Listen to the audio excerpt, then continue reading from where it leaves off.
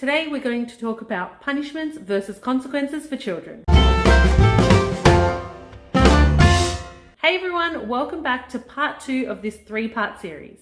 If you missed part 1, I will link that for you above or in the description box below. So definitely go check that out and then I'll see you back here. For everyone else, just a refresher, in part 1 we answered a question from a mama whose little one was sneaking candy. So mama gave her little one a seemingly related consequence of taking away all the candy in the house. As a result, the little one got really angry and broke his brother's toy. When a child misbehaves, it is perfectly natural for a parent to want to discipline that child. But it is important to understand the difference between punishments and consequences.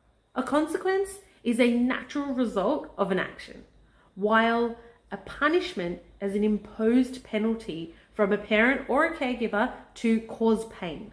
Let's say your child accidentally breaks a vase because they were playing ball in the house. Now, a punishment would be saying no balls allowed for a whole week and confiscating them all. While the natural consequence would be that the vase is broken and it needs to be cleaned up. And that's it. This is an opportunity for your child to be able to learn from their mistakes, to understand how their actions impact their surroundings.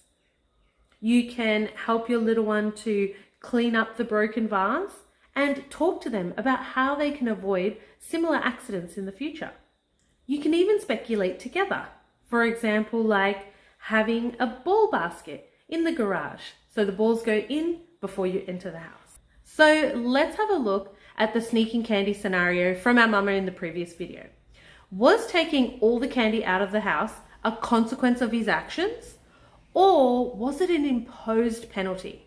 Even though it may seem like it was a related consequence, the outcome was imposed pain, rather than him being able to learn when he can or can't have candy according to your house rules, or what the impact and the consequences of having too much candy are on their little bodies.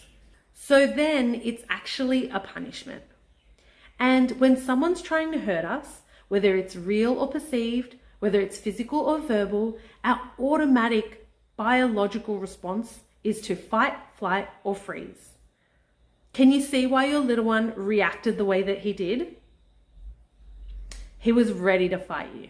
Punishments don't address the root of the problem or the missing learning that your little one needs. It only sends them into fight, flight, or freeze response, which comes with its own set of problems. Instead, if you want to use consequences as a method of teaching your child, you can ask something like, what happens to our bodies when we eat too much candy? Their responses may vary depending on age, but could be something like, it feeds all of the plaque in our mouth. Or, too much candy could give us a stomach ache. Or, it causes cavities in our teeth. Or, it makes our blood sugar spike and makes us really tired afterwards. Or, it could cause diabetes, depending on your family history. If your little one doesn't know, we can teach them through reading books, watching videos, singing, doing activities, painting, drawing, and so on. And then don't forget to remind them of your house rule. Candy on the weekends, okay? It's a sometimes food, so we only eat it sometimes. This gives our little ones a clear message about what happens as a result of their actions, how to take responsibility for their actions, and understanding how to make healthy, positive life choices for their own future. Remember, consequences are a natural part of life and can be used as an opportunity for learning and growth.